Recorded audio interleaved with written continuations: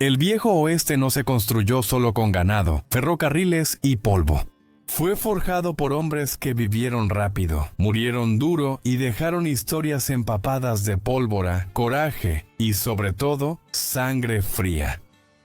En tiempos donde la reputación era más importante que la ley, algunas figuras destacaron sobre el resto. No solo por los cuerpos que dejaron atrás, sino por las leyendas que crecieron a su paso.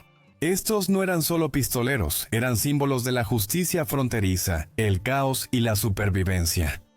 Para Huellas de la Frontera, les mostramos a 5 de los pistoleros más letales que cabalgaron. Los límites indómitos de la última frontera de Estados Unidos, donde la pasión por la anarquía y una rápida habilidad con el revólver valían más que el oro.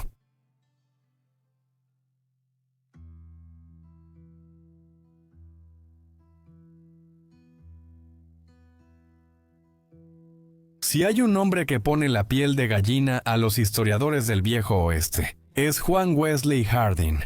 Nacido en 1853 en Bonham, Texas, Hardin no solo se ganó una reputación mortal, la forjó a balazos. Para cuando era un adolescente ya había quitado vidas. Y a diferencia de la mayoría de los jóvenes del sur después de la guerra, Hardin no buscaba hacer las paces con la reconstrucción. Él buscaba sangre. Su primer encuentro con la violencia llegó temprano. A los 15 años le disparó a un ex esclavo después de que una pelea de lucha libre se pusiera fea. Cuando los soldados de la Unión vinieron a arrestarlo, le extendió una emboscada en un arroyo, mató a 3 de un disparo y huyó herido en el brazo. Desde ese momento, Hardin se convirtió en un fugitivo con un número de muertes que solo seguía aumentando. Lo que hacía realmente peligroso a Hardin no era solo su puntería o velocidad, sino lo casual que mataba. Disparó a hombres en juegos de cartas, circos, en la calle, y supuestamente una vez solo porque alguien roncaba muy fuerte en la habitación contigua. Su truco favorito: coser fundas en su chaleco para poder sacar ambas pistolas cruzadas a la velocidad del rayo. Y practicaba ese mismo movimiento todos los días. A los 17 años escapaba de la custodia y mataba a sus captores. Una vez, después de ser arrestado por asesinato, le disparó a un agente de la ley con una pistola oculta, le robó el caballo y se fue como si nada. Unos meses después, mató a 3 hombres borrachos con sus propias armas después de que intentaron arrestarlo y volvió a desaparecer. Esto no era justicia fronteriza, esto era sobrevivir a base de matanzas. La violencia de Hardin se extendió por Texas y Kansas. Mientras trabajaba en las rutas de ganado, él afirmaba haber matado a vaqueros mexicanos, nativos americanos y a otros vaqueros por igual. Ya fuera por juegos de cartas, disputas de pastoreo o simplemente por un ego herido, él nunca se echaba para atrás. En Abilene evitó por poco un enfrentamiento mortal con Bill Hickok, el salvaje, después de matar accidentalmente a un hombre a través de la pared de un hotel. Hardin también jugó un papel clave en la mortal disputa entre los Sutton y los Taylor, apoyando a los Taylor y ayudando a abatir a 2 agentes de la ley en un solo día. Después de eso, se convirtió en un hombre marcado. Se formaron grupos de búsqueda, turbas intentaron lincharlo y el Estado puso una recompensa por su cabeza. Evitó todo eso hasta que ya no pudo. En 1877, el alguacil lo atrapó en un tren en Florida. Cuando intentó sacar su pistola, se le atoró en los tirantes. Lo noquearon, arrestaron y enviaron de regreso a Texas. Pasó 17 años preso por asesinato. Después estudió Derecho y aprobó el examen de abogacía. Pero en una nueva vida, no pudo dejar atrás las viejas costumbres. En 1895, en un salón de El Paso, Hardin le habló mal al hombre equivocado. El padre de ese hombre, un pistolero envejecido llamado Juan Selman, esperó a que Hardin le diera la espalda y le disparó en la cabeza por detrás. Disparó 3 veces más al cuerpo para asegurarse. Juan Wesley Hardin murió a los 42 años, su cuerpo fue enterrado en el cementerio Concordia. Algunos dicen que mató a más de 40 hombres. Otros lo llaman mentiroso, racista, fanfarrón y asesino por conveniencia. Pero algo es seguro, cuando la gente habla de los pistoleros más temidos del viejo oeste, empiezan con John Wesley Hardin.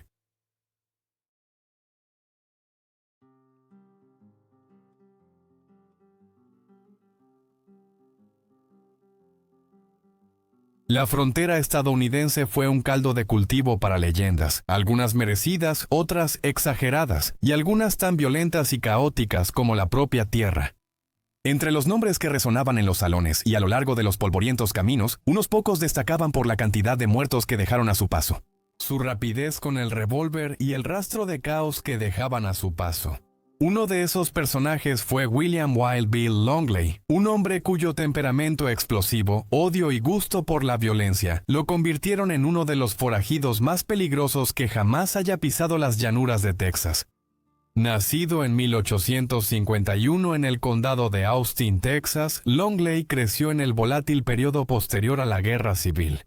Criado en una granja cerca de Old Evergreen, creció con un rifle en las manos y resentimiento en el corazón, en particular hacia la población negra recién liberada y las fuerzas federales que supervisaban la reconstrucción. Para finales de su adolescencia, Longley había cambiado el trabajo en la granja por el uso de armas, deambulando de pueblo en pueblo con una actitud desafiante y un par de pistolas para respaldarla.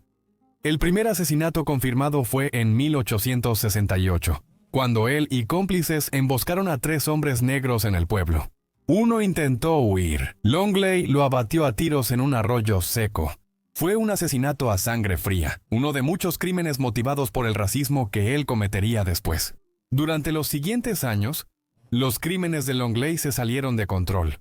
Robos, asaltos y más asesinatos, incluyendo a un hombre libre llamado Paul Bryce, y posiblemente hasta la esposa de Bryce. La creciente reputación de Longley por matar con poca provocación puso precio a su cabeza y lo obligó a huir. Se unió brevemente a un grupo que buscaba oro en las colinas negras de Dakota del Sur, pero se desvió del camino cuando el ejército los arrestó por violar un tratado con los Sioux. Longley se alistó en la caballería para evitar ir a la cárcel, pero solo duró 2 semanas antes de desertar. Aunque fue sometido a consejo de guerra y encarcelado por un corto tiempo, eventualmente regresó a su unidad, solo para desertar de nuevo meses después. De regreso en Texas, Longley continuó con su ola de asesinatos. En 1873 fue arrestado por asesinato, pero fue liberado discretamente, probablemente gracias a un soborno de un tío con conexiones políticas. 2 años después, asesinó a un amigo de la infancia por una venganza familiar, y luego huyó del lugar, iniciando una campaña de evasión y violencia que duró años y se extendió por todo el estado. Mató a un compañero tras una pelea, emboscó a otro forajido en un tiroteo y asesinó a un predicador por una rivalidad amorosa.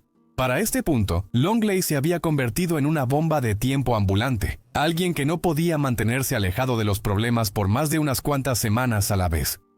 Su última huida terminó en Luisiana en 1877, donde vivía bajo un alias. Capturado sin oponer resistencia, fue llevado de regreso a Texas, juzgado por el asesinato de Wilson Anderson y sentenciado a la horca. Longley pasó sus últimos meses contando historias, muchas de ellas pura fantasía, en la cárcel, quizá intentando asegurarse un lugar en el panteón de los asesinos del Viejo Oeste, junto a nombres como Juan Wesley Harding. Aún así, la soga llegó por Longley. El 11 de octubre de 1878 fue ejecutado en la horca a solo unos kilómetros de donde había comenzado su historia. Las leyendas se han pegado a Longley como el polvo en sus botas. Algunos relatos dicen que sobrevivió a un linchamiento, otros afirman que mató a tiros a multitudes enteras de hombres liberados. La mayoría de estas historias no resisten el escrutinio.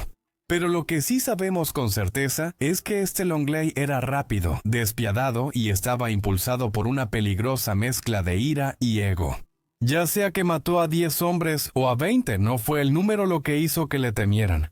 Era la sensación de que podía perder el control en cualquier momento y alguien terminaría muerto. Así era el hombre que el Viejo Oeste recordaba.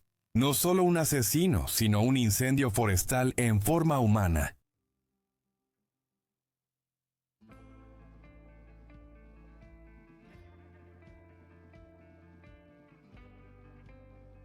Uno de los pistoleros más mortales y silenciosamente aterradores que acecharon el Viejo Oeste. No decía groserías, no bebía y se presentaba en la iglesia todos los domingos.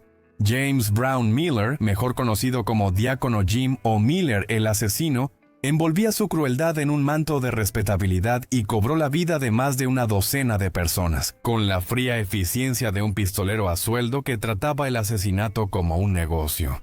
Nacido en 1861 en Arkansas, Miller era solo un bebé cuando su familia se mudó a Texas.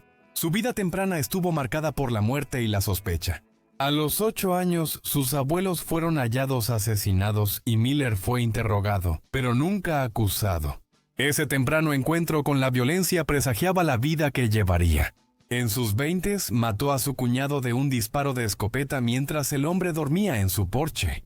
Fue condenado y sentenciado a cadena perpetua, pero logró salir en libertad gracias a un tecnicismo legal.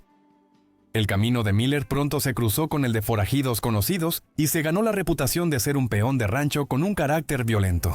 Cuando su patrón, Manon Clemens, fue abatido por un alguacil de la ciudad, ese alguacil fue emboscado y quedó lisiado por un disparo de escopeta. Un método que pronto se convertiría en la marca distintiva de Miller. Usando un abrigo negro y una coraza de acero rígida debajo, Miller se vestía como un predicador y mataba como un soldado.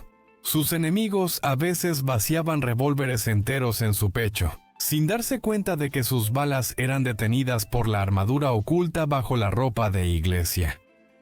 Durante su tiempo como alguacil en Pecos, Texas, Miller se encontró en desacuerdo con el sheriff Bud Frazier.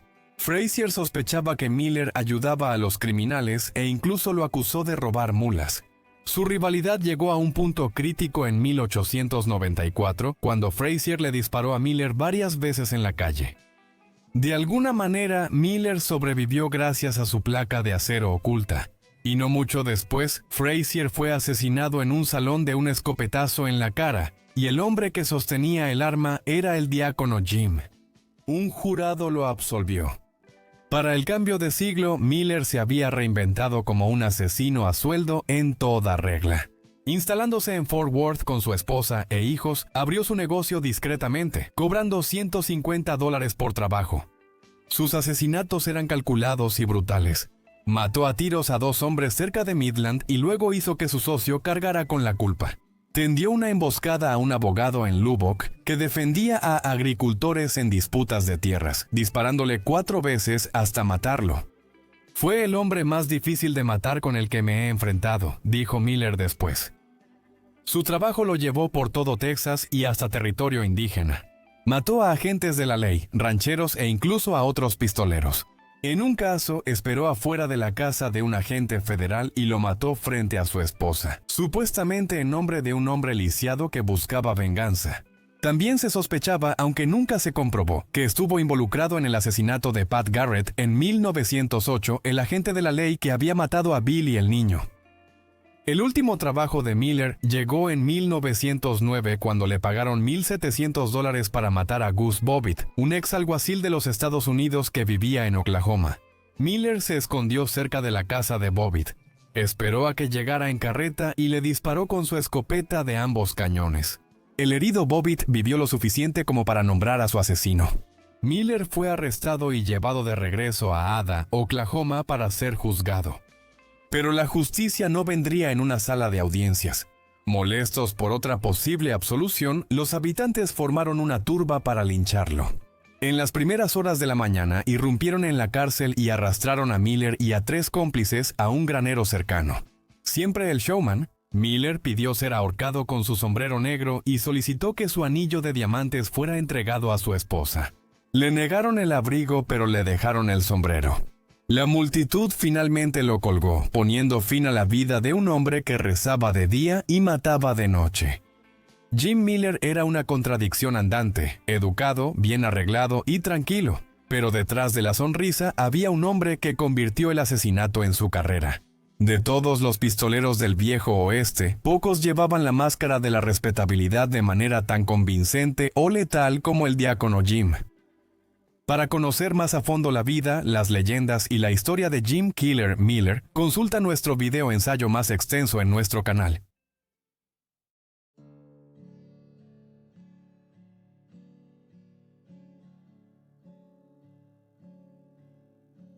Dan Bogan era el tipo de pistolero que, de alguna manera, pasó desapercibido en la fama del viejo oeste.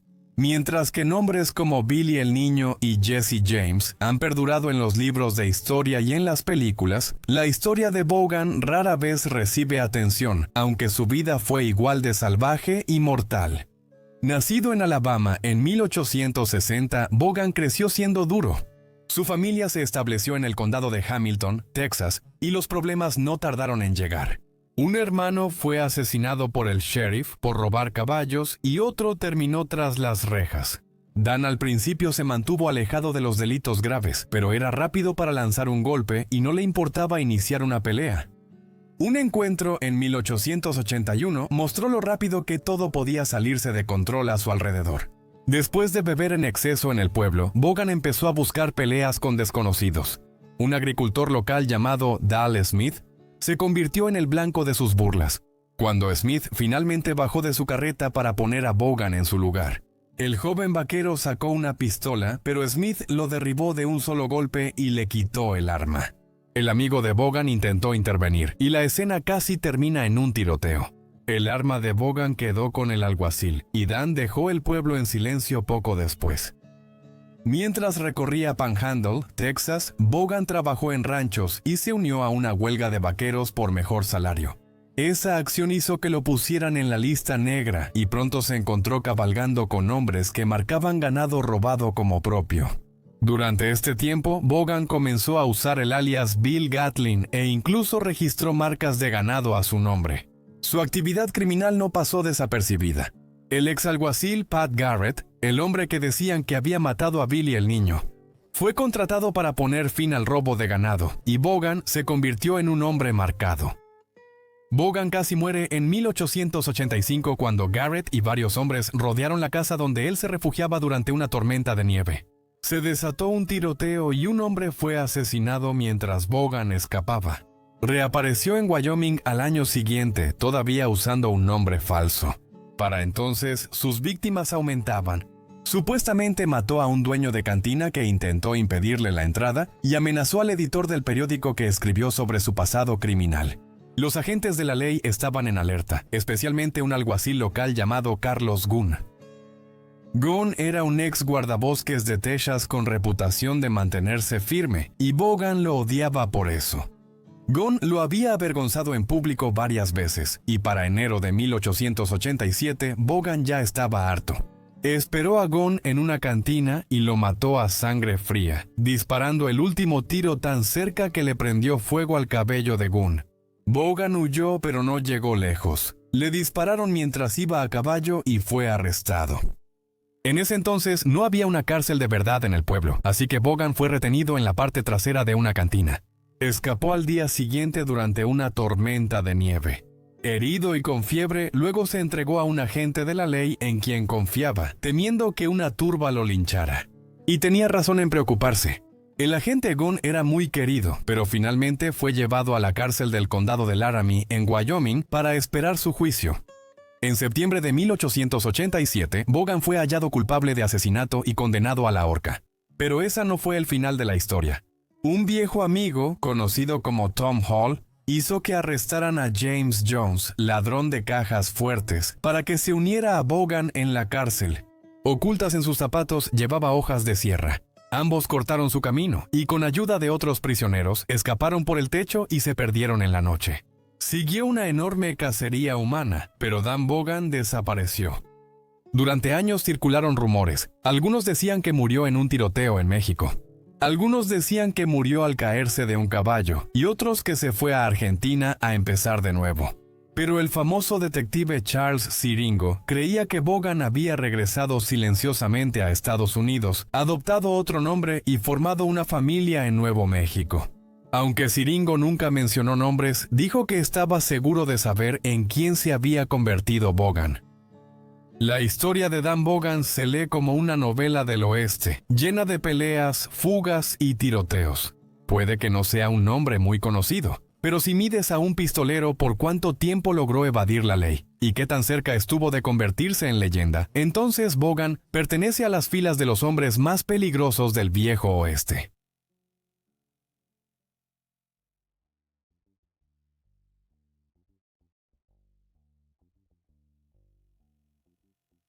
James Butler Hancock, mejor recordado por su apodo Wild Bill, vivió una vida que parecía más una novela barata que la realidad. Explorador, agente de la ley, jugador, pistolero y showman, las aventuras de Hickok en la frontera lo convirtieron en una de las figuras más comentadas del oeste americano. Aunque muchas historias sobre él fueron exageradas o completamente falsas, no se puede negar que forjó una reputación letal que perduró mucho después de su muerte. Uno de los eventos que llevó a Hickok al centro de atención nacional fue un enfrentamiento en Springfield, Missouri. El conflicto inició por una deuda de póker y un reloj de bolsillo. Hickok había perdido el reloj en una partida contra un hombre llamado Davis Todd. Eso por sí solo no era suficiente para iniciar una pelea, pero Todd cometió el error de usar el reloj por el pueblo, sabiendo perfectamente lo mucho que significaba para Hickok. Lo que siguió fue uno de los primeros duelos rápidos documentados en el viejo oeste. El 21 de julio de 1865, los dos hombres se encontraron en la plaza del pueblo. Todd falló, Hickok no. Su única bala le dio en el corazón. Aunque fue arrestado y acusado de asesinato, Hickok finalmente fue absuelto, un veredicto que generó bastante controversia. Poco después, Hickok se sentó con un reportero y ayudó a escribir el primer capítulo de su propia leyenda. Aseguró haber matado a cientos de hombres a tiros. Una clara exageración, pero que prendió como pólvora entre los lectores hambrientos de historias de la frontera salvaje. Incluso los periódicos que sabían la verdad luchaban por frenar las historias exageradas que los seguían de pueblo en pueblo. En los años siguientes, Hickok desempeñó muchos papeles, a menudo literalmente, ya que era conocido por sus largos abrigos y su moda llamativa. Trabajó como explorador durante las guerras indias, sirvió con la 7ª Caballería del general Custer y se ganó la reputación de ser tanto valiente como despiadado. Sus relatos de lucha contra nativos americanos varían entre heroicos y exagerados. En un caso, se jactó de haber matado a 10 hombres en una misión de reconocimiento, aunque testigos dijeron que no hubo resultados. Consiguió trabajo estable en Kansas como alguacil adjunto de Estados Unidos y luego como sheriff en Hoyes y Abilene. En esos pueblos duros, el trabajo traía tiroteos. En la ciudad de Hoyes eliminó a 2 hombres durante su primer mes como sheriff. Ambos habían amenazado la paz disparando sus armas. También sobrevivió a una pelea famosa en una cantina donde 2 soldados lo atacaron. Uno terminó muerto, el otro gravemente herido. Pero uno de sus tiroteos más infames ocurrió en Abilene. Todo comenzó por una disputa sobre una pintura vulgar en el costado de un salón propiedad de un hombre llamado Phil Coe. Hickok ordenó quitarla, Coe se resistió y la tensión siguió hasta el 5 de octubre de 1871. Esa noche Coe sacó un arma. Hickok disparó primero y lo mató fatalmente. Trágicamente, en medio del caos, Hickok mató a su propio ayudante al confundirlo con una amenaza mientras corría hacia él. Se dice que ese asesinato accidental persiguió a Hickok por el resto de sus días y marcó la última vez que disparó un arma en un tiroteo. A mediados de la década de 1870, la vista de Hickok estaba fallando y su notoriedad había comenzado a desvanecerse. Se mudó a Deadwood, en el territorio de Dakota, en busca de un nuevo comienzo, aunque les dijo a sus amigos que sospechaba que ahí encontraría su final. Así, el 2 de octubre de 1876, esa corazonada se hizo realidad. Estaba jugando póker en un salón, sentado de espaldas a la puerta, algo que rara vez hacía. Un vagabundo desafortunado llamado Jack McCall entró, sacó una pistola y le disparó a Hickok en la parte de atrás de la cabeza. Murió instantáneamente, y en su mano tenía un par de haces negros y ochos negros, la infame mano del hombre muerto. La historia de Wild Bill Hickok está entrelazada entre mito y realidad, con más de unas cuantas historias exageradas mezcladas. Pero si quitas la ficción, todavía te queda un tirador letal que caminaba entre la línea de héroe y forajido. Él no solo sobrevivió al viejo oeste, también ayudó a definirlo. Para conocer más a fondo la vida, las leyendas y la historia de Wild Bill Hickok, consulta nuestro documental de larga duración en nuestro canal.